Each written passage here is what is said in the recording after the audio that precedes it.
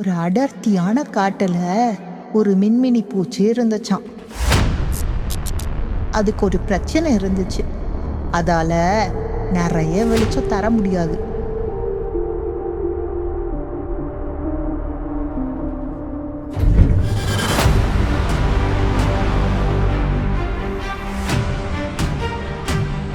அங்க இருக்கிற சில பூச்சிங்க இதை எப்பவுமே கேலி பண்ணிட்டே இருந்துச்சாம்.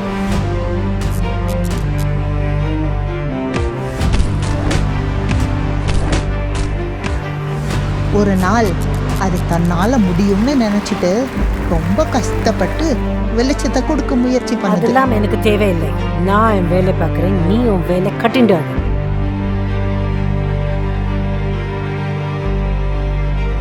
ஆனா அதால தர முடியல. சித்தார்த், என்ன பண்றடி? இப்படி செய்யலாமா? நீ நல்லா படிக்கிற பையன் தானே? அப்ப அங்க இருந்த ஒரு வண்டு இது கிட்ட சொல்லுச்சான், ஒரு நாள் உன்னோட ஒளி உன்னோட இருட்ட வெளிச்சமாக்கிறோம், அது வரைக்கும் காத்து தெரியும்னு சொல்லிச்சான்.